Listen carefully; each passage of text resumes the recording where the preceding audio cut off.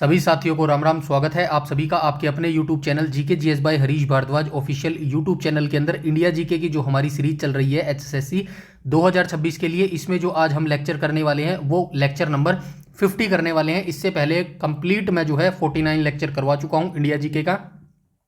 I hope आपको बिल्कुल आसान भाषा में जो है समझ आ रहा होगा। बहुत सारी चीज़ें हम कवर कर चुके हैं और इंडिया जीके को लगातार इक्वली जो है मैं लेकर चल रहा हूँ। जैसे कि हिस्ट्री हो गया, ठीक है, हिस्ट्री हो गया, ज्योग्राफी हो गया और पॉलिटी हो गया, तीनों को इक्वल लेके चल रहा हूँ। किसी को भी सब्जेक्ट को हम नहीं छोड़ रहे, ताकि जो है कहीं से भी आपका क्वेश्चन बाहर ना जाए मेरे भाई। ठीक है, तो आज हम यहाँ पर मुगल साम्राज्य का अंत करने वाले हैं मेरे भाई। ठीक है, ठीक है, मुगल साम्राज्य का हम अंत करने वाले हैं। इससे पहले जो है हमने दिल्ली सल्तनत का अंत कर दिया था। मुगल साम्राज्य का अंत आज हम कर देंगे। और जो मॉडर्न हिस्ट्री थी यानी कि आगे का काल था मुगल साम्राज्य का, मुगल साम्राज्य के बाद का, उसको भी हम जो है देख चुके हैं। सबसे पहले शुरुआत वहीं से की थी, भारतीय राष्ट्रीय कांग्रेस से मेरे भाई। ठीक है, तो जितना मेरे हिसाब से इंपॉर्टेंट था आपके एचएसएससी 2026 15 मार्क्स के लिए, उतना मैं हिस्ट्री से यहाँ पर करवा चुका हूँ। अब कल से हमारा जो है ज्योग्राफी और पॉलिटी वाले 2 सेक्शन बचे हुए हैं, उनको भी खत्म करके जो है इस 1000 एमसीक्यू की जो सीरीज का टारगेट रखा था मैंने इंडिया जीके का, वो जल्दी से कंप्लीट कर लेते हैं। और जल्दी से हमारा जो 60 मार्क्स का जो इनिशिएटिव मैंने स्टार्ट किया था 6-7-8 महीने पहले, उसको जो है फटाफट से समाप्त करके हम अपने प्रैक्टिस सेट को जो है स्टार्ट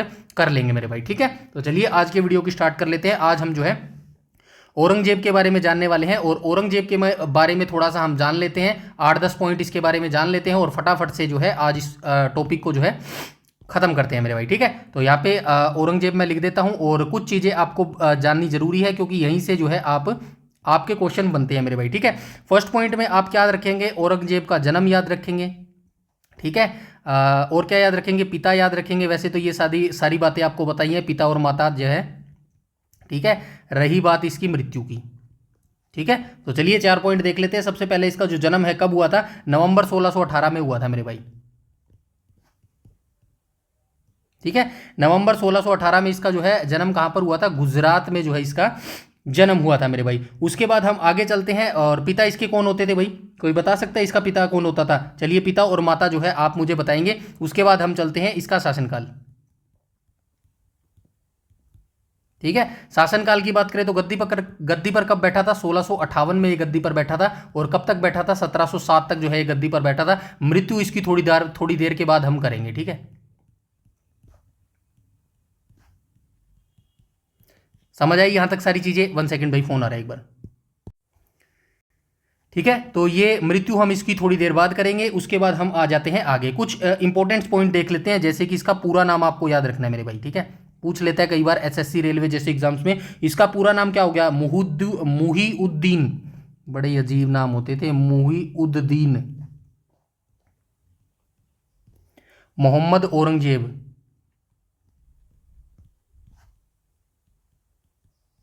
ठीक है, ये इसके जो है अभी ये मैं माता पिता, आई होप आपको पता होगा। नहीं पता फिर भी कोई घबराने की जरूरत नहीं है, ये शर्माया मत करो प्लीज़। मेरी ये आपसे हम्बल रिक्वेस्ट है। कभी आपको लगता हो कि यार मुझे तो इतना सा इजी नहीं पता, बहुत सारी चीज़ें मुझे भी नहीं पता होती मेरे भाई।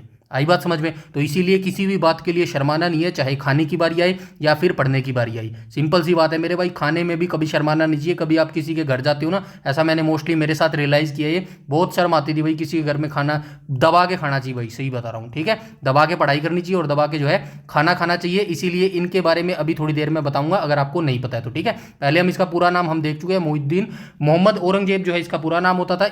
इसने जो है उपाधि कौन सी धारण की थी? इसने उपाधि कौन सी धारण की थी? आलमगीर की उपाधि धारण की। आलमगीर की उपाधि धारण इसने की थी। और आलमगीर का मतलब क्या होता था? विश्व विजेता। विश्व विजेता, क्योंकि इसके समय में जो है पूरा उत्तर भारत जो है इसने जीत लिया था मेरे भाई। ठीक है, लगभग जो है पूरा उत्तर भारत इसने जीत लिया था। गद्दी पर कब बैठा था मैं बता चुका हूँ, 1658 में जो है ये गद्दी पर बैठ गया था। उसके बाद हम चलते हैं आगे, और इसका एक अन्य नाम भी याद रखना। ठीक है, ज़्यादा पॉइंट्स नहीं है इसमें, इतना ही मैं सिमटा दूंगा, टेंशन ना लो, थोड़ा और बताऊंगा। ठीक है, अन्य नाम की बात करूँ तो इसको क्या बोला जाता था? जिंदा पीर के नाम से इसको जाना जाता था मेरे भाई। ठीक है,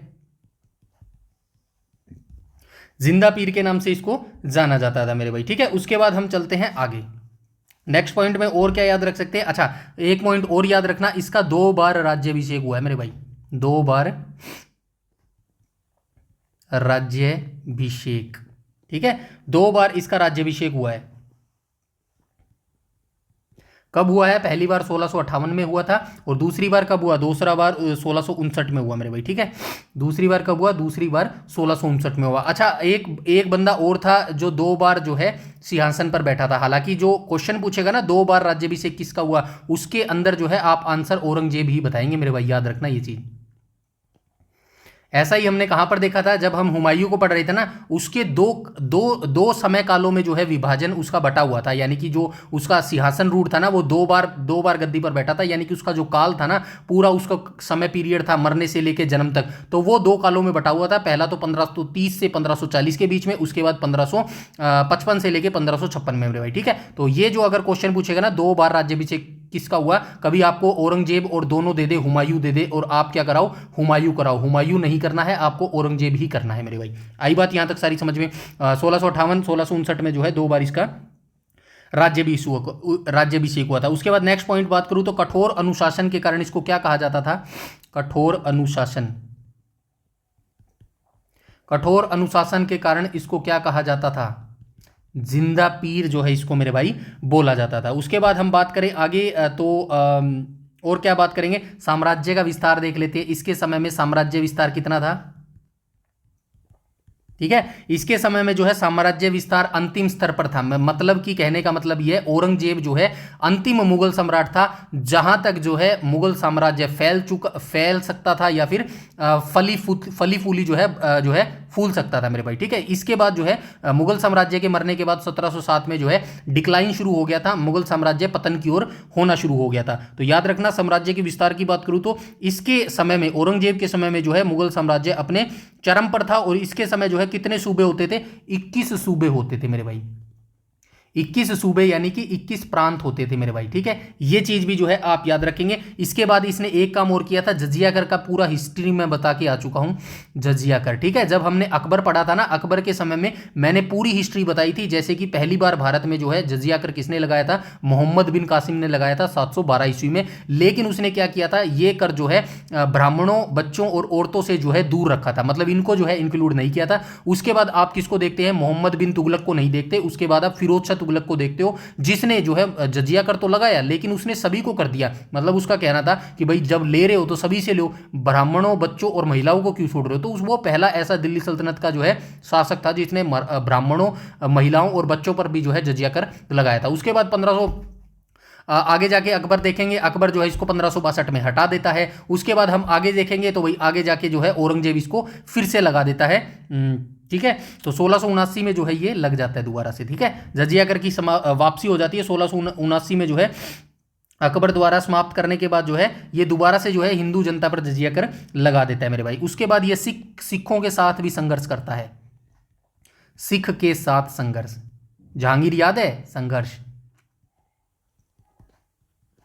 इसने किसको, कौन से गुरु को मरवाया था? सिखों के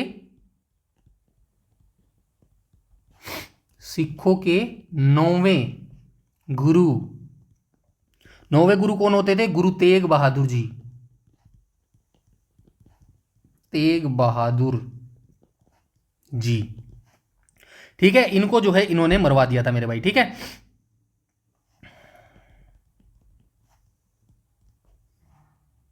चांदनी चौक में मृत्युदंड दिया था मेरे भाई, ठीक है। अब मुझे आप एक कमेंट सेक्शन में कमेंट करके जो है आंसर बताएंगे, इतना मैं बता देता हूं। इससे पहले जो है 2 ही क्वेश्चन आपसे पूछता है यहां से, सिखों से या फिर मुगल सम्राट से ना 2 क्वेश्चन इंपॉर्टेंट हर बार पूछता है। क्या पूछता है? या तो पहला ये पूछेगा भाई बताइए जो है किसने सिखों के 9वें गुरु, जिनका नाम था गुरु तेग बहादुर जी, को जो है मृत्युदंड दिया था? आप बताएंगे, औरंगजेब यहां पर आंसर बताएंगे, ठीक है। दूसरा क्वेश्चन आपसे क्या पूछा है? बताइए जहांगीर के समय में जो है मतलब मुगल सम्राट के प्रथम शासक कौन थे औरंगजेब से पहले, जिसने जो है गुरु अर्जन देव जी को फांसी पर चढ़ाया था? या फिर ये पूछ लेगा बताइए जहांगीर के द्वारा जो है सिखों के कौन से गुरु को जो है फांसी पर लटकाया गया था? या फिर कुछ भी तरीके से क्वेश्चन पूछ लेगा तो आपको याद रखना है जहांगीर के किसने दिया था? जहांगीर ने किसको मृत्युदंड दिया था? जहांगीर ने जो है मृत्युदंड किसको दिया था? गुरु अर्जुन देव को दिया था, ठीक है। गुरु अर्जुन देव, ठीक है। गुरु अर्जुन देव को दिया था मेरे भाई, क्योंकि इसने जो है उसकी सहायता की थी मेरे भाई, ठीक है।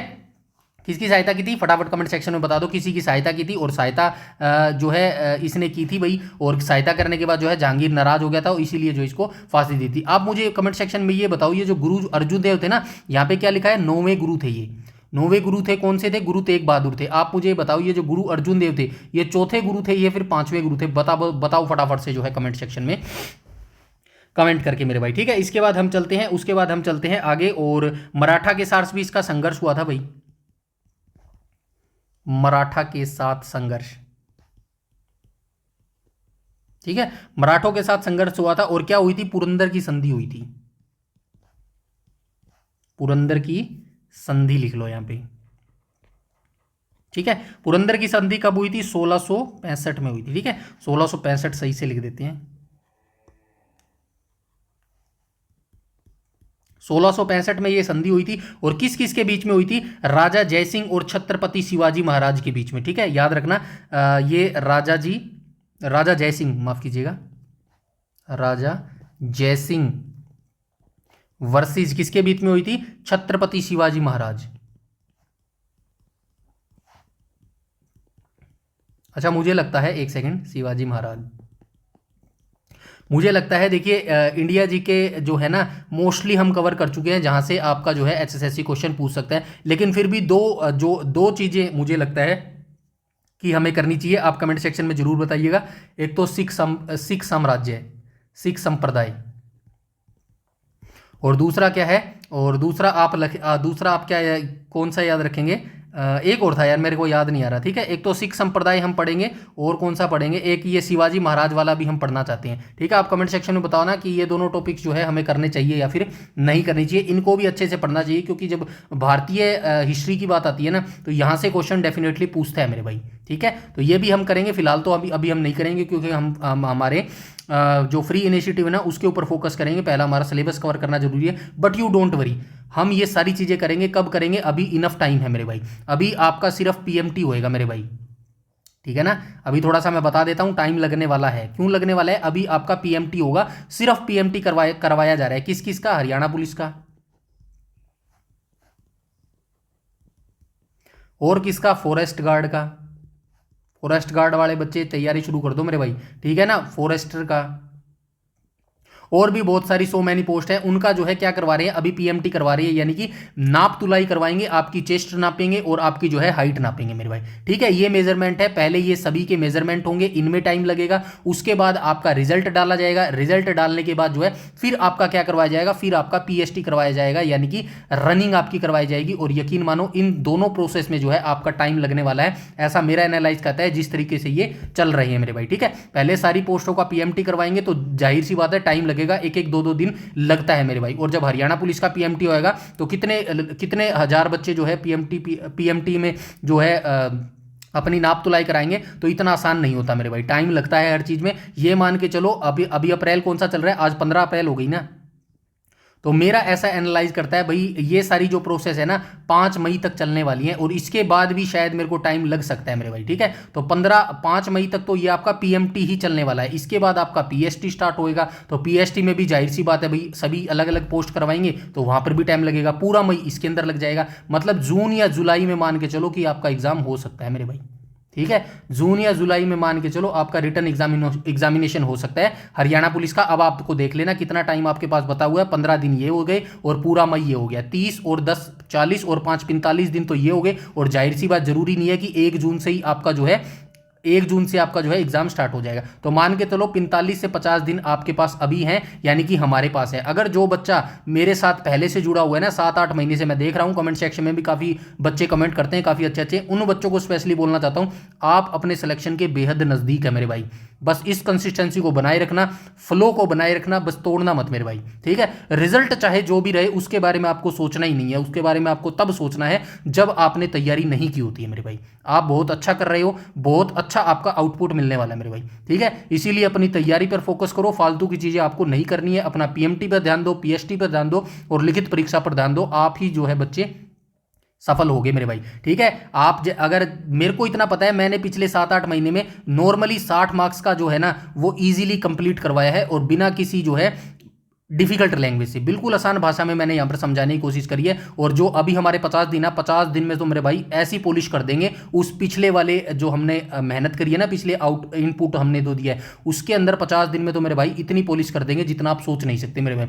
यकीन मानो, आप अभी इतना पढ़ रहे हो ना, आप यहाँ पर पढ़ रहे हो आज 50 लेक्चर, लेकिन मैं आपकी तैयारी यहाँ पर पहुंच चुका हूँ। यहाँ पर जो है कंटेंट मैं पहुंच बनाने की तैयारी कर रहा हूँ मेरे भाई आपके लिए, ताकि आप एग्जाम के बाद जब आपका उल्टी गिनती शुरू हो जाए ना 50 दिन वाली, तब जो है हम यहाँ पर जो है उन प्रैक्टिस सेट को लगना स्टार्ट करेंगे। और तब जो आपके अंदर कॉन्फिडेंस आएगा ना मेरे भाई, वो ना तो मुझे आपको बताने की जरूरत है अभी, और ना आपको मुझे बताने की जरूरत पड़ेगी मेरे भाई। आई बात समझ में? चलिए आगे चलते हैं। कहाँ थे हम? मैं तो यार डिस्टर्ब हो जाता हूँ कई बार। चलिए कोई नहीं, ये चीज़ें भी वैसे जरूरी होती है मेरे भाई, ठीक है। तो हम कहाँ पे थे भाई? सिख संप्रदाय पे थे ना। डोंट वरी, सिख संप्रदाय भी करवा दूंगा मेरे भाई, बस आप मेरा मोटिवेशन बनाए रखना, मेरे अंदर एनर्जी ऐसे ही फ्लो बनाए रखना। यकीन मानिएगा, जब आप एक कमेंट भी करते हो ना, काफ़ी बच्चों के देखता हूँ मैं, कमेंट आते हैं, बहुत अच्छे कमेंट आते हैं, और यकीन मानिएगा उस एक कमेंट से मेरे अंदर जो एनर्जी आ जाती है ना, यकीन मानो एक दिन के अंदर मैं इतना सारा जो है PDF और कंटेंट रेडी कर देता हूँ जितना आप सोच नहीं सकते मेरे भाई, ठीक है। तो चलिए आगे चलते हैं। यहाँ पर हम क्या बात कर रहे थे? पुरंदर की संधि हो गई थी ना?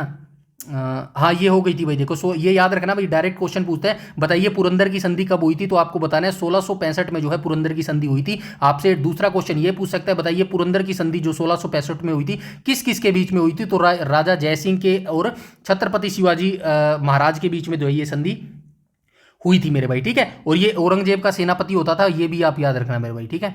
राजा जो जयसिंह था ना, ये औरंगजेब का सेनापति होता था, औरंगजेब का सेनापति मेरे भाई, ठीक है। आगे चलते हैं मेरे भाई। उसके बाद हम यहां से देखते हैं भाई, और क्या देख सकते हैं। अच्छा, इसने दक्षिण अभियान भी किया था भाई, ये भी याद रखना, दक्षिण अभियान।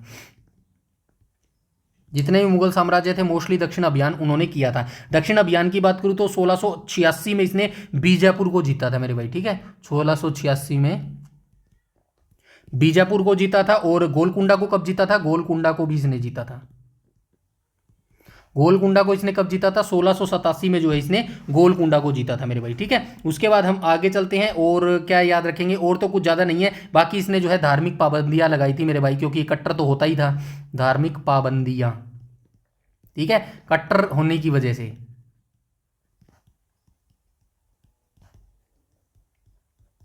ठीक है, कट्टर होने के कारण जो है इसने पाबंदियां लगा दी थी। दरबार में संगीत सुनना, नृत्य, ज्योतिष और त्योहारों पर जो है इसने प्रतिबंध लगा दिया था मेरे भाई, ठीक है। और उसके बाद हम आगे क्या देखेंगे? उसके बाद हम देखेंगे हिंदू मनसबदार को देख लेते हैं, ये काफी इंपॉर्टेंट है।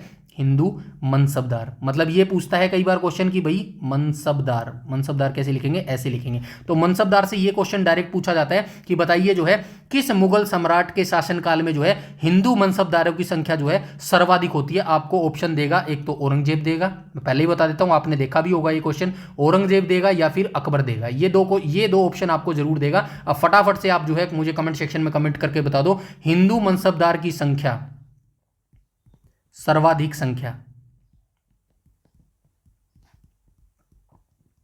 ठीक है, संख्या जो है किसके शासनकाल में होती थी। और यह भी बता देता हूं कितनी होती थी, 33% होती थी मेरे भाई, ठीक है। सर्वाधिक जो इसका आंसर आप दोगे ना कि भाई हिंदू मनसबदार की जो संख्या होती थी सर्वाधिक किसके शासनकाल में होती थी, तो ये मैं बता देता हूं कितनी होती थी, 33% होती थी मेरे भाई, ठीक है। यहां तक सारी चीजें क्लियर है। इसके बाद हम चलते हैं आगे।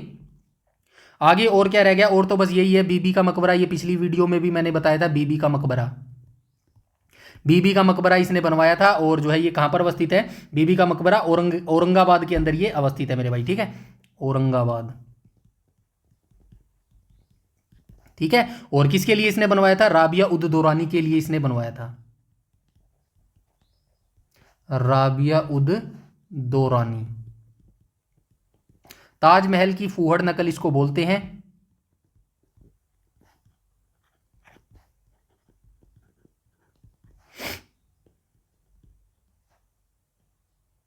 ठीक है, ताजमहल की फूहड़ नकल इसको बोलते हैं मेरे भाई। उसके बाद हम चलते हैं आगे। इसने मोती मस्जिद भी बनवाई थी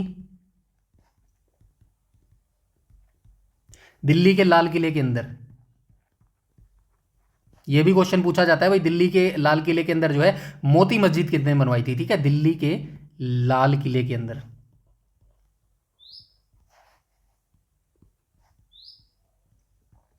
एक क्वेश्चन और पूछा जाता है भाई, क्या पूछता है बताइए, वीणा वादक कौन था मुगल सम्राट में, मुगल साम्राज्य में जो है वीणा वादक कौन था। तो वीणा वादक आपसे पूछा जाएगा, तो कौन होता था, वीणा वादक, ये औरंगजेब ही होता था वीणा वादक। हालांकि इसने काफी सारी पाबंदी लगा रखी थी भाई संगीत पर और जो है नृत्य पर, लेकिन ये खुद एक कुशल वीणा वादक होता था मेरे भाई। ठीक है, खुद ये एक जो है क्या होता था, कुशल वीणा वादक होता था मेरे भाई। ठीक है, उसके बाद और क्या याद रखेंगे, अच्छा इसके शासनकाल में, औरंगजेब के शासनकाल में एक और याद रखना, औरंगजेब के शासनकाल में, ठीक है, फतवा ए आलमगीरी, ये क्वेश्चन पूछता है भाई, फतवा ए आलमगीरी औरंगजेब के आदेश पर मुस्लिम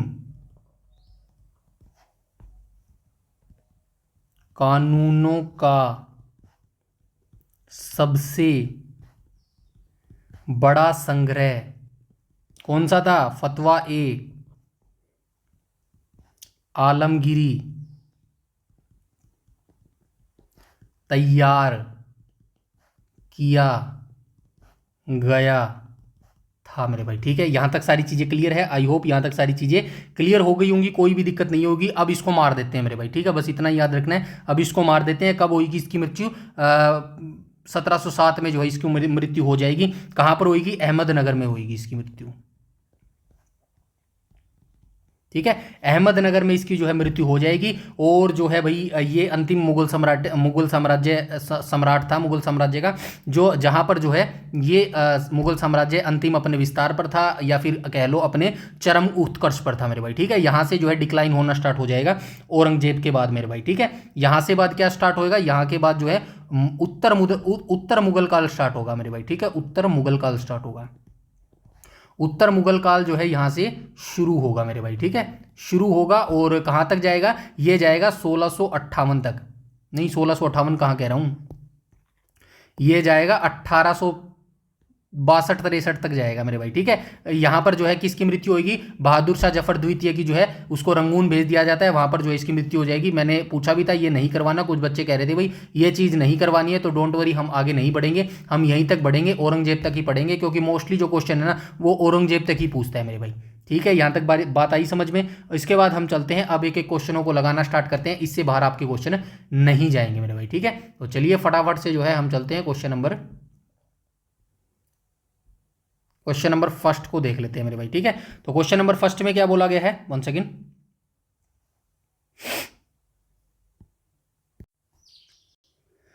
क्वेश्चन नंबर फर्स्ट में बोला गया है औरंगजेब किस उपाधि के साथ मुगल सिंहासन पर बैठा था। अभी हम देख कर आए हैं किस उपाधि के साथ बैठा था, आलमगीर की उपाधि के साथ जो है ये शासनकाल पर बैठा था। कब बैठा था भाई, आइए एक एक करके सारी चीजों को देखना स्टार्ट करते हैं। औरंगजेब का राज्याभिषेक 2 बार हुआ है, बता चुका हूं, पहली बार 1658 में हुआ था, दूसरी बार 1659 में हुआ था। दिल्ली में राज्याभिषेक के समय उसने अबुल मुजफ्फर मुइनुद्दीन मोहम्मद औरंगजेब बहादुर आलमगीर पादशाह गाजी की उपाधि धारण की थी। बड़ा ही अजीब नाम है, बड़ा ही बहुत लंबा नाम है मेरा।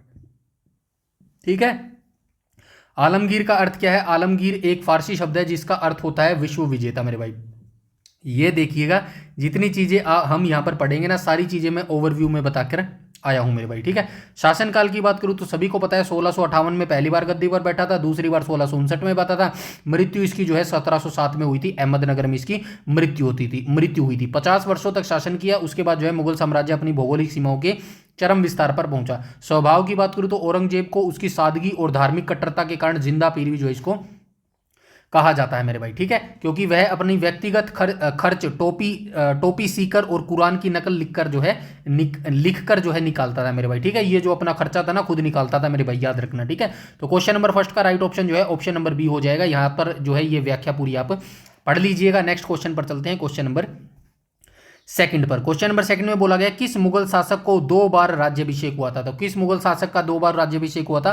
औरंगजेब का हुआ था, पहली बार 1658 में हुआ था और दूसरी बार 1659 में हुआ था मेरे भाई, ठीक है। 1707 में इसकी मृत्यु हो गई थी। उसके बाद हम चलते हैं, राइट ऑप्शन हो जाएगा ऑप्शन नंबर सी, यहां पर जो है बिल्कुल करेक्ट हो जाएगा। औरंगजेब का पहला जो राज्याभिषेक था 1658 को आगरा विजय के तुरंत बाद आनन फानन में दिल्ली में हुआ था। उस समय उसने आलमगीर की उपाधि धारण की थी।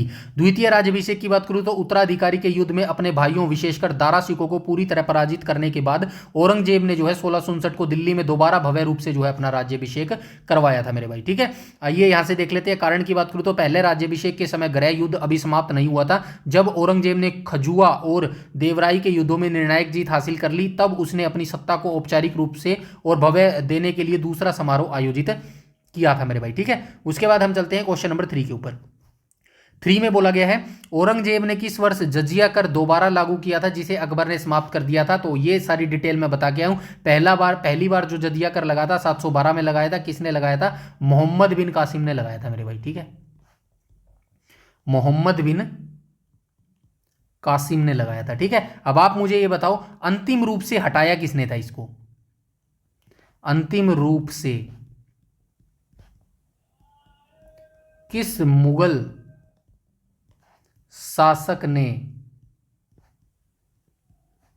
जजिया कर को स्थायी रूप से समाप्त कर दिया। 1720 में किया था आई थिंक, स्थायी रूप से समाप्त कर दिया।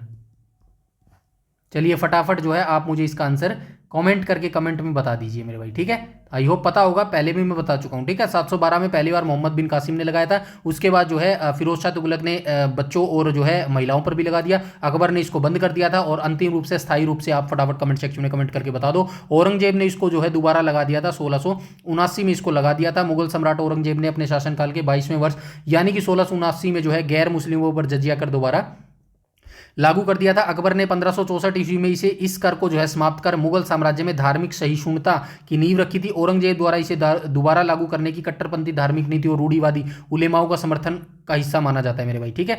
ये सारी चीजें पढ़ लेना। इसके बाद हम चलते हैं आगे और देख लेते हैं क्वेश्चन नंबर 4 को देख लेते हैं। क्वेश्चन नंबर 4 के अंदर बोला गया सिखों के किस 9वें गुरु को औरंगजेब ने इस्लाम स्वीकार न करने के कारण दिल्ली में मृत्युदंड दिया था। तो 2 क्वेश्चन है, मैं बार बार बता चुका हूं, बस पलट के पूछ लेता है, जो है उसकी जो लैंग्वेज होती है ना क्वेश्चन की उसको चेंज करके पूछ लेता है, बाकी क्वेश्चन सेम ही रहता है। या तो आपसे पूछेगा जहांगीर ने किसको जो है मृत्युदंड दिया, जहांगीर ने किसको मृत्युदंड दिया, या फिर आपसे पूछ लेगा जहांगीर ने जो है सिखों के कौन से नंबर के गुरु को जो है कौन से नंबर के गुरु को मृत्युदंड दिया, या फिर आपसे पूछ लेगा जहांगीर ने कौन से सिख गुरु को मृत्युदंड दिया। 3 लाइन यहां से पूछेगा और 3 लाइन ऐसी ही आपसे औरंगजेब से पूछेगा। तो याद रखना है अर्जुन देव को जो मृत्युदंड दिया था वो जहांगीर ने दिया था, ठीक है, अर्जुन देव। और औरंगजेब ने किसको दिया था, गुरु तेग बहादुर जी को दिया था, ठीक है। गुरु लिख देते हैं, गुरु तेग बहादुर जी, ठीक है। यहां तक सारी चीजें क्लियर है। राइट ऑप्शन जो है ऑप्शन नंबर बी यहां पर बिल्कुल करेक्ट हो जाएगा मेरे भाई, ठीक है। तो 1675 ईस्वी में जो है इस्लाम स्वीकार न करने के कारण जो है औरंगजेब ने दिल्ली के चांदनी चौक में जो है इनको जो है मृत्युदंड दे दिया था। ये सारी डिटेल जो है आप यहां से पढ़ लीजिएगा मेरे भाई, ठीक है। इसके बाद हम चलते हैं क्वेश्चन नंबर 5 को देख लेते हैं।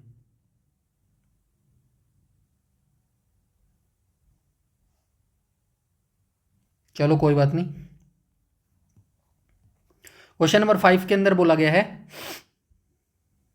किस मुगल सम्राट को उसकी सादगी और धार्मिक कट्टरता के कारण जिंदा पीर कहा जाता है। तो औरंगजेब को जो है ये बोला जाता है मेरे भाई, ठीक है। अब ऑप्शन नंबर जो है सी यहां पर बिल्कुल करेक्ट हो जाएगा। औरंगजेब को उसके साथ समकालीन लोगों द्वारा जिंदा पीर कहा जाता था। पीर का अर्थ सूफी संत या आध्यात्मिक गुरु होता है। सादगीपूर्ण जीवन अन्य मुगल बादशाहों के विपरीत औरंगजेब का व्यक्तिगत जीवन अत्यंत सादा और आडंबरहीन था। वह शाही खजाने का धन अपने व्यक्तिगत खर्च के लिए उपयोग नहीं करता था। ऊपर हम देख चुके हैं ये जो अपना व्यक्तिगत पर्सनल जो खर्चा होता था ना वो टोपी सिलकर जो है निकालता था मेरे भाई। आजीविका का साधन अपना निजी खर्च चलाने के लिए खाली समय में टोपियां सिलता था और कुरान की आयतें जो है ये लिखता था। इन सभी चीज़ों को पढ़ लेना। उसके बाद हम चलते हैं क्वेश्चन नंबर 6 पर चलते हैं मेरे भाई, ठीक है। उसके बाद हम चलते हैं आगे और क्वेश्चन नंबर 6 रह गया ना, ठीक है। क्वेश्चन नंबर 6 को देख लेते हैं। 1665 में, अच्छा ठीक है, शिवाजी और औरंगजेब के सेनापति जय सिंह के बीच 1665 ईस्वी में कौन सी परिषद संधि हुई थी? इस एक लाइन से दुनिया जहान के वो क्वेश्चन पूछ सकता है। कैसे क्वेश्चन पूछ सकता है? पहला क्वेश्चन आपसे पूछेगा बताइए पुरंदर की संधि कब हुई, पहला क्वेश्चन। दूसरा क्वेश्चन आपसे पूछेगा बताइए पुरंदर की संधि किन किन के बीच में हुई। पहला क्वेश्चन क्या था? पुरंदर की संधि कब हुई? 1665 में हुई, क्वेश्चन नंबर 1। दूसरा क्वेश्चन किन किन के बीच में हुई? तो औरंगजेब के सेनापति थे जय सिंह और किसके बीच में हुई? शिवाजी के बीच में। ये हो गया दूसरा क्वेश्चन मेरे भाई, ठीक है। उसके बाद क्या क्वेश्चन पूछ सकता है भाई? उसके बाद क्या क्वेश्चन पूछ सकता है? अभी फिलहाल 2 ही क्वेश्चन याद रखो। और ये जो संधि हुई थी क्वेश्चन नंबर 6 की, कहां पर हुई थी? तो ये पुरंदर की संधि हुई थी। ऑप्शन नंबर बी यहां पर बिल्कुल करेक्ट हो जाएगा। यहां पे क्या लिखा गया है? औरंगजेब ने मराठा शक्ति को कुचलने के लिए आमेर की राजा मिर्जा राजा जयसिंह को दक्षिण भेजा था। जयसिंह की कुशल घेराबंदी के कारण शिवाजी महाराज को समझौता करने पर विवश होना पड़ा। संधि की शर्तें 1665 पुरंदर की इस प्रसिद्ध संधि के तहत शिवाजी महाराज को अपने 35 किलो में से 23 किले मुगलों को सौंपने पड़े। इन किलों की वार्षिक आय लगभग 4 लाख जो है हूण थी मेरे भाई, ठीक है। शिवाजी महाराज ने मुगलों की अधीनता स्वीकार की और बीजापुर के विरुद्ध अभियानों में मुगल सेना की सहायता करने का वचन दिया था। शाही दरबार की उपस्थिति। संधि की एक शर्त यह भी थी कि शिवाजी महाराज के पुत्र संभाजी को मुगल दरबार में 5000 का मनसाब दिया गया। बाद में जयसिंह के आश्वासन पर शिवाजी स्वयं आगरा में औरंगजेब से मिलने के लिए तैयार हुए मेरे भाई, ठीक है। इनको भी याद रखना। उसके बाद चलते हैं क्वेश्चन नंबर 7 के ऊपर। 7 में बोला गया औरंगजेब ने दक्षिण के किन 2 राज्यों को जीतकर मुगल साम्राज्य में मिला लिया था? ओवरव्यू जब मैंने बताया था तो वहां पर आपको बताया था बीजापुर और गोलकुंडा, 1686-87 में, ठीक है। बीजापुर और गोलकुंडा,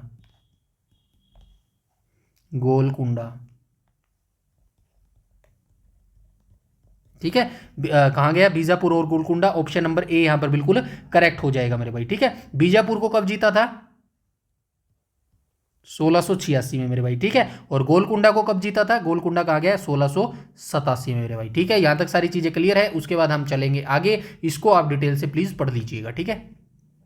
नेक्स्ट क्वेश्चन पर चलते हैं। क्वेश्चन नंबर 8 को देख लेते हैं। 8 में बोला गया है औरंगजेब ने अपनी पत्नी, इसकी पत्नी थी भाई जिसका नाम था राबिया उद दौरानी की याद में औरंगाबाद में क्या बनवाया था? क्या बनवाया था? बीबी का मकबरा बनाया था। सिंपल सी बात है, बीबी का मकबरा, जिसे द्वितीय ताजमहल या ताजमहल की फोड़ नकल कहा जाता है। तो राइट ऑप्शन क्या हो जाएगा? बीबी का मकबरा जो है ऑप्शन नंबर यहां पर ए जो है बिल्कुल करेक्ट हो जाएगा मेरे भाई, ठीक है। यहां तक सारी चीजें क्लियर है। अच्छा, उसके बाद हम चलते हैं आगे। लाल किला यहां पे पूछा गया है, तो लाल किला का निर्माण किसने करवाया था मेरे भाई? तो लाल किले का निर्माण जो है शाहजहां ने करवाया था, ठीक है। लाल किले का निर्माण जो है किसने करवाया था? शाहजहां ने करवाया था। हुमायूं का मकबरा का निर्माण किसने करवाया था? तो हुमायूं की पत्नी ने करवाया था। किसने करवाया था? हाजी बेगम ने करवाया था, ठीक है। हाजी बेगम ने जो है निर्माण करवाया था। और कहां पर अवस्थित है? दिल्ली के अंदर ये अवस्थित है मेरे भाई, ठीक है। लाल किला कहां पर है? लाल किला भी दिल्ली के अंदर अवस्थित है, ठीक है। उसके बाद ये मोती मस्जिद है, तो मोती मस्जिद का निर्माण किसने करवाया था भाई? कोई बता सकता है? तो मोती मस्जिद का निर्माण जो है औरंगजेब ने करवाया था, ठीक है। औरंगजेब ने दिल्ली के लाल किले के भीतर सफेद संगमरमर की एक छोटी मोती मस्जिद बनवाई थी, लेकिन यह मकबरा नहीं है, एक इबादत खाना और मस्जिद है मेरे भाई, ठीक है। ये चीज भी जो है आप याद रखेंगे। इसके बाद हम चलते हैं क्वेश्चन नंबर, अच्छा ये पढ़ लेना भाई पूरा डिटेल से, ठीक है। ये मैं नहीं बता रहा हूं तो इसका ये मतलब नहीं है आपको पढ़ना नहीं है, एवरीथिंग चीजें आपको यहां पर पढ़नी है, ठीक है। और ये यहां पे लिखा गया है ना, कहाँ गया? आलोचना ये वास्तुकार जरूर याद रखना मेरे भाई, ठीक है। जैसे हमने अहमद लाहौरी को देखा था ना, ताजमहल का वास्तुकार था, तो ये बीबी के मकबरे का वास्तुकार याद रखना। इस मकबरे का मुख्य वास्तुकार अताउल्लाह था मेरे भाई, ठीक है। ये नाम जरूर याद रखना, कई बार पूछ लेते हैं। अच्छा, ये पूरी लाइन ही याद रखना भाई, ये इंपॉर्टेंट है। देखो, ताजमहल का जो वास्तुकार कौन था? उस्ताद अहमद लाहौरी था। और ये जो बीबी के मकबरे का निर्माण करता है ना, इसका वास्तुकार कौन था? अताउल्लाह था। और ये अताउल्लाह कौन था? ये इसका पुत्र था मेरे भाई, ठीक है। उस्ताद अहमद लोहारी का उस्ताद अहमद लाहौरी का पुत्र था भाई। ये इंपॉर्टेंट लाइन है, ये जरूर याद रखना मेरे भाई, ठीक है, यहां तक। इसके बाद चलते हैं क्वेश्चन नंबर 9 को देख लेते हैं। क्वेश्चन नंबर 9 में बोला गया दिल्ली के लाल किले के भीतर मोती मस्जिद का निर्माण किसने करवाया था? अभी देख के आए हैं, औरंगजेब ने जो है दिल्ली के अंदर मोती मस्जिद का निर्माण करवाया था मेरे भाई। दिल्ली के लाल किले के परिसर के भीतर स्थित सफेद संगमरमर की मोती मस्जिद का निर्माण मुगल सम्राट औरंगजेब ने 59 से 60 के बीच में करवाया था। निजी इबादत गाह, यह मस्जिद औरंगजेब की व्यक्तिगत प्रार्थना के लिए बनाई गई थी, मतलब पर्सनल उसने अपनी नमाज पढ़ने के लिए जो है इस मस्जिद का निर्माण करवाया था। औरंगजेब एक कट्टर सुन्नी मुसलमान था, वह अपने निजी उपयोग के लिए किले के भीतर ही एक मस्जिद जो है चाहता था मेरे भाई। ठीक है, महत्वपूर्ण अंतर ये याद रख लेना भाई, छात्रों को अक्सर यह भ्रम होता है कि याद रखना आवश्यक है कि आगरा का किले वाली मोती मस्जिद जो है शाहजहां ने बनाई थी, जबकि दिल्ली के लाल किले वाली मस्जिद औरंगजेब ने बनवाई थी। अब तो यहां से सारी चीजें क्लियर हो गई होंगी ना। क्या पूछता है वो? दो क्वेश्चन पूछता है एग्जामिनर। क्या पूछता है कि भैया, तो आपसे पूछता है भाई आगरे किले वाली मोती मस्जिद किसने बनवाई? शाहजहां ने बनवाई। और अगर आपसे पूछ ले दिल्ली के लाल किले की मोती मस्जिद किसने बनाई, कॉमन क्या है? कॉमन है, कहां गया ये मोती मस्जिद जो है, कॉमन है मेरे भाई। ठीक है, ठीक है, दो मोती मस्जिद है मेरे भाई। 1 सेकेंड,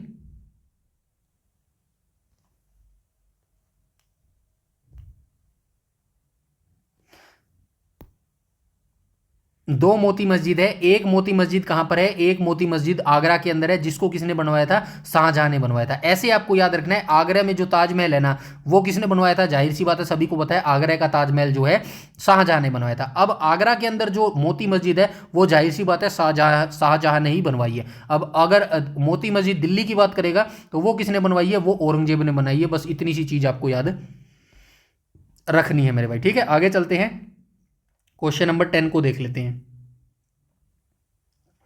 औरंगजेब के समय में किस विद्रोह का नेतृत्व गोकुला, राजाराम और चूड़ामन ने किया था? तो औरंगजेब के समय में एक विद्रोह हुआ था जिसका नेतृत्व किसने किया था? गोकुला जाट ने किया था, राजाराम ने किया था और चूड़ामन ने किया था। राइट ऑप्शन क्या हो जाएगा? जाट विद्रोह हो जाएगा। ऑप्शन नंबर बी यहां पर जो है बिल्कुल करेक्ट हो जाएगा। इसके बाद हम चलते हैं आगे और विद्रोह का स्वरूप देख लेते हैं एक बार। औरंगजेब की कठोर भू राजस्व नीति और धार्मिक कट्टरता के विरुद्ध मथुरा और आगरा के आसपास के क्षेत्रों में रहने वाले खेतीहर जो जाट होते थे उन्होंने जो है एक शक्तिशाली जो है विद्रोह किया था, गोकुला जाट। 1669 ईस्वी में इस विद्रोह का पहला बड़ा नेतृत्व तिलपत के जमींदार गोकुला ने जो है किया था। हालांकि औरंगजेब ने इस विद्रोह को कुचल दिया था और गोकुला को मार दिया था। उसके बाद राजाराम और चूड़ामन ने भी विद्रोह किया था। गोकुला के बाद राजाराम ने नेतृत्व संभाला, उसने छापामार युद्ध नीति अपनाई और कहा जाता है कि उसने अकबर के मकबरे सिकंदरा को भी लूटा था। राजाराम के बाद उसके भतीजे चूड़ामन ने जाटों को एक संगठित जो है शक्ति बनाया। भरतपुर राज्य की नींव चूड़ामन ने ही औरंगजेब की मृत्यु के बाद स्वतंत्र भरतपुर राज्य की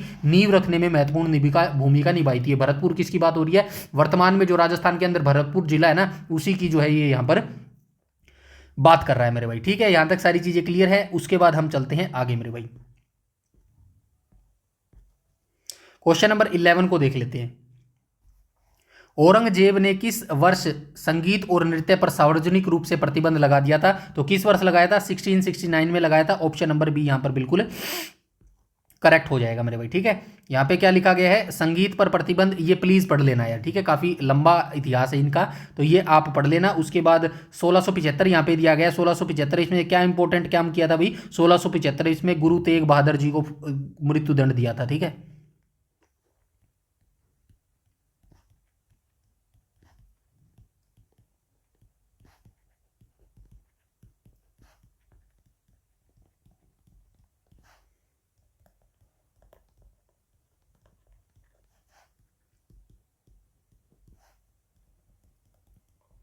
ठीक है, यहां तक सारी चीजें क्लियर है। उसके बाद हम चलते हैं आगे और देख लेते हैं क्वेश्चन नंबर 12 को देख लेते हैं। औरंगजेब के शासनकाल में मुगल साम्राज्य कितने सूबों की संख्या थी? सूबों यानी कि प्रांत की संख्या पूछ रहा है, तो हम ऊपर ओवरव्यू में देख के आए हैं। मुगल साम्राज्य के अंदर औरंगजेब अंतिम मुगल सम्राट था जिसके समय तक जो है जो मुगल साम्राज्य था वो अपने चरमोत्कर्ष काल पर था। इसके बाद जो है ये घटना शुरू हो जाएगा, गिरना शुरू हो जाएगा, पतन इसका शुरू हो जाएगा। तो इसके समय में, औरंगजेब के समय में जो है 33% हिंदू सेनापति होते थे मेरे भाई।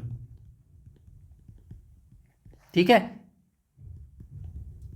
और क्या 21 जो है प्रांत सूबे होते थे।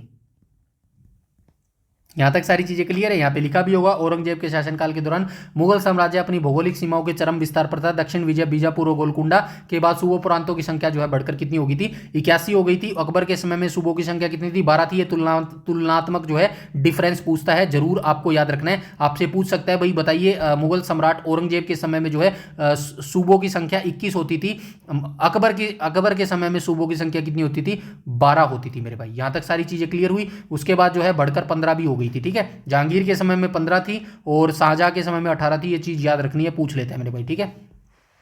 उसके बाद हम चलते हैं आगे, और ये प्लीज सारा जो है लिखा गया है ना, ये पढ़ लेना। इसके बाद चलते हैं क्वेश्चन नंबर 13 पर।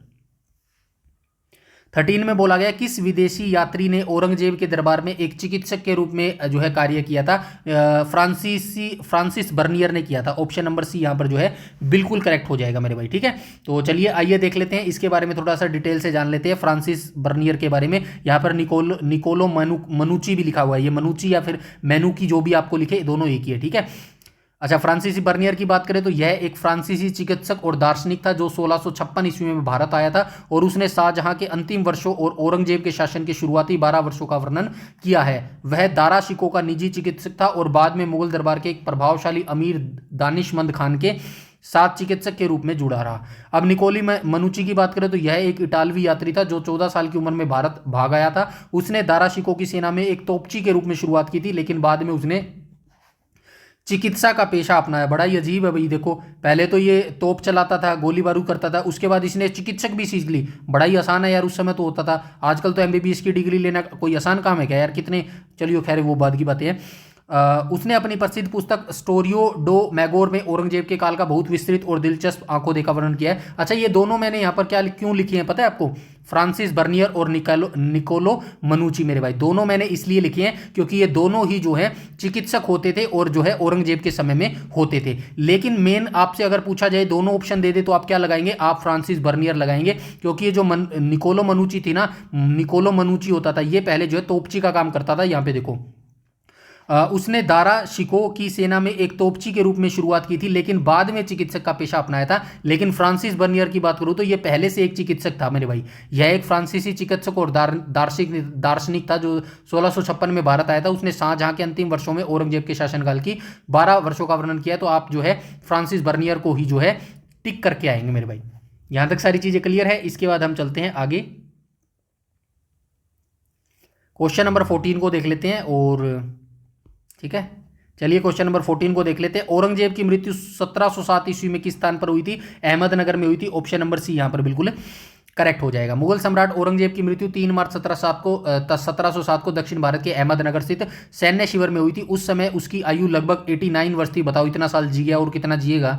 उसने लगभग 50 वर्षों तक शासन किया। अंतिम समय औरंगजेब ने अपने जीवन के अंतिम 25 वर्ष दक्षिण भारत, दक्कन के मराठों, बीजापुर और गोलकुंडा के विरुद्ध युद्धों में बिताए। लगातार युद्धों और विद्रोही गतिविधियों ने उसे शारीरिक और मानसिक रूप से थका दिया था। दफन स्थान की बात करूं तो औरंगजेब की वसीयत के अनुसार उसे महाराष्ट्र के औरंगाबाद जिले में स्थित खुलदाबाद में दफनाया गया। उसकी कब्र अत्यंत सादी है जो उसकी धार्मिक मान्यताओं को दर्शाती है। कब्र प्रसिद्ध सूफी संत जैनुद्दीन की दरगाह के पास में स्थित है। साम्राज्य का पतन, औरंगजेब की मृत्यु के साथ ही मुगल साम्राज्य के चरम विस्तार का अंत हुआ और उसके उत्तराधिकारियों के समय से साम्राज्य का तेजी से जो है पतन होना शुरू हो गया मेरे भाई, ठीक है। आज का लास्ट क्वेश्चन देख लेते हैं, क्वेश्चन नंबर 15 को देख लेते हैं।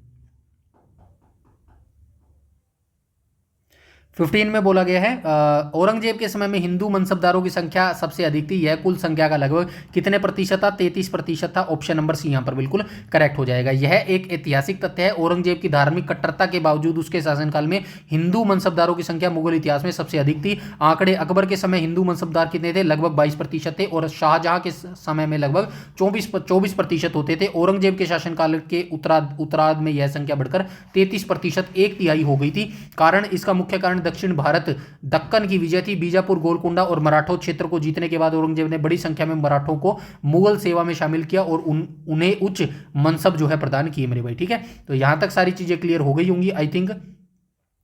आधे से अधिक लगभग 18% केवल मराठे थे। तो ये चीज भी याद रखना, औरंगजेब के समय में कुल हिंदू मनसबदार कुल कितने थे? कुल 33% थे। और 33% में से अगर आपसे पूछे कि भाई इनमें से जो है मराठे कितने थे, तो मराठे 18% थे। ये चीज आप याद रखना, क्या बता स्टैटिक जीके में क्वेश्चन पूछ ले मेरे भाई, ठीक है। आपसे क्वेश्चन कैसा पूछेगा? आपसे ये पूछेगा, बताइए मुगल सम्राट औरंगजेब के समय में कुल हिंदू मनसबदारों की संख्या 33% होती थी, इनमें से जो है जो मराठे होते थे उनकी संख्या कितने प्रतिशत थी? तो आप बताएंगे 18% जो है उनकी संख्या होती थी मेरे भाई, ठीक है। तो यहां पर जो है आज का हमारा जो है औरंगजेब को हमने समाप्त कर दिया, ठीक है। औरंगजेब को हमने समाप्त कर दिया, और किसको समाप्त कर दिया? साथ में मुगल साम्राज्य को जो है हमने समाप्त कर दिया मेरे भाई, ठीक है। तो आप जो है कमेंट सेक्शन में जरूर बताइएगा, दिल्ली सल्तनत मैंने कंप्लीट करवाया है, मुगल साम्राज्य मैंने कंप्लीट करवाया है। कुछ तो आई होप आपको यहां से सीखने को मिला होगा, कुछ तो आपको लगा होगा कि हाँ भाई ये चीज ईजी लगी, मुझे अच्छे तरीके से समझ आई। बिल्कुल आप जो है फीडबैक मुझे कमेंट सेक्शन में कमेंट करके बताएंगे, क्योंकि ये मेरे मोटिवेशन के लिए, मेरे बूस्टअप के लिए, मेरी एनर्जी के लिए काफी इंपॉर्टेंट है मेरे भाई। आई बात समझ में? तो हमने यहां पर जो है मुगल साम्राज्य को समाप्त कर दिया है, और कल से जो है हम क्या देखेंगे? कल से हम जो है पॉलिटी स्टार्ट करेंगे दोबारा से मेरे भाई, ठीक है। तो पॉलिटी करेंगे, उसके बाद ज्योग्राफी करेंगे, और जो है फटाफट से हम जो है इंडिया जीके को समाप्त कर देंगे मेरे भाई, ठीक है। और इसी वीक हमारी जो है क्या खत्म होने वाली है? कंप्यूटर की सीरीज खत्म होने वाली है मेरे भाई, ठीक है। कंप्यूटर सीरीज भी इसी वीक खत्म होने वाली है। सैटरडे संडे 2 दिन क्लास आएगी मेरे भाई, ठीक है। सैटरडे और संडे जो है 2 दिन क्लास आएगी। और कौन सा टॉपिक हम इसके अंदर अंतिम डिस्कस करेंगे? पाइथन करेंगे मेरे भाई, ठीक है। पाइथन लैंग्वेज जो है हम इसके अंदर डिस्कस करेंगे, ये हमारा लास्ट टॉपिक है। यहां से हमारी कंप्यूटर जो सीरीज है वो खत्म होगी, और नेक्स्ट वीक से हम क्या स्टार्ट करेंगे? साइंस को स्टार्ट करेंगे, और बहुत जल्द हमारा जो है फ्री इनिशिएटिव वाला सिलेबस भी जो है मैं कंप्लीट कर दूंगा। ऐसे ही आपको वन मैन आर्मी की तरह काम करना पड़ेगा आपके सिलेक्शन तक मेरे भाई, बिना रुके, बिना थके, बिना कुछ भाई एंटरटेनमेंट की मेरे भाई। आई बात यहां तक समझ में? कोई भी आपका डाउट, क्वेरी, सजेशन हो, मेरे एंड से जितनी हेल्प हो पाएगी मैं उतने करने की आपकी कोशिश करूंगा। बाकी जो टेलीग्राम आप ज्वाइन कर लेना भाई, सारी पीडीएफ जो है वो आपको टेलीग्राम पर मिल जाएंगी मेरे भाई, ठीक है। इस वीडियो में इतना ही रखते हैं, मिलते हैं नेक्स्ट वीडियो में बहुत जल्द, तब तक के लिए धन्यवाद।